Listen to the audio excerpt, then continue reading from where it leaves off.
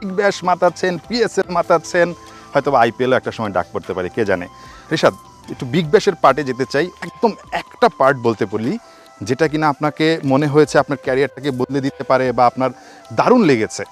মানে থাকে না কারো একটা কথা, আপনার দলে তো রিকি পন্টিং ছিল, ব্রেটলিদের সঙ্গে দেখা হয়েছে, আপনি বলছিলেন তারাই ডেকে নিয়ে আপনার সঙ্গে আড্ডা দিচ্ছিলেন, মাইকেল ক্লার্ক, সবার সঙ্গে দেখা হয়েছে।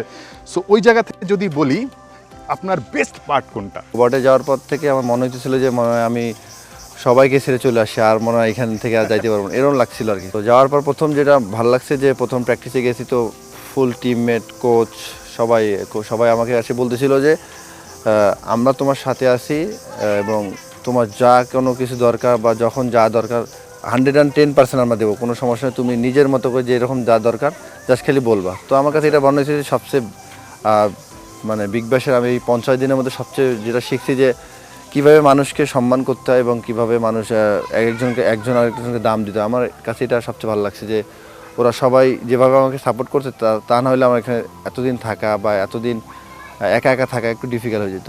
রিশাদ, অসংখ্য ছবি দেখেছি, পন্টিংয়ের সঙ্গে আপনি আড্ডা দিচ্ছেন, ব্রেটলির সঙ্গে গল্প করছেন, ছবি আছে স্মিথের সঙ্গে, স্মিথকে তো আউটও করেছেন। হ্যাঁ, সো তাদের কাছ থেকে পাওয়া সবচেয়ে বড় কমপ্লিমেন্ট যদি একটা বলতে বলি, থাকে না গল্প করতে করতে তো অনেক প্রশংসা করে অনেক সময় যে রিশাদ তুমি ভালো করছো বা তোমার এই পারফরমেন্সটা আসলে মনে রাখার মতো বা তুমি অনেক দূর যাবে, এরকম কমপ্লিমেন্টগুলোর মধ্যে সবচেয়ে ভালো কমপ্লিমেন্টটা আসলে কী ছিল যেটা আপনার মনে পড়ে? আসলে প্রথম দিন যখন রিকি পন্টিংয়ের সাথে দেখা হয়, তো দেখা হওয়ার সাথে সাথে আমাকে বলছিল যে কেমন আছো, তো কেমন এনজয় করতেছো। তো আমি বলছি ভালো লাগতেছে।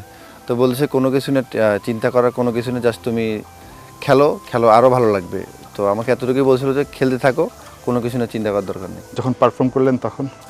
পারফর্ম করার পর আমার সাথে সিডনিতে দেখা হয়েছিল সেকেন্ড টাইম। তো আমাকে বলতেছিল যে তোমার কাজ শুধু এনজয় করা, পারফর্ম অটোমেটিকলি চলে আসবো। তো আমি বলছি থ্যাংক ইউ।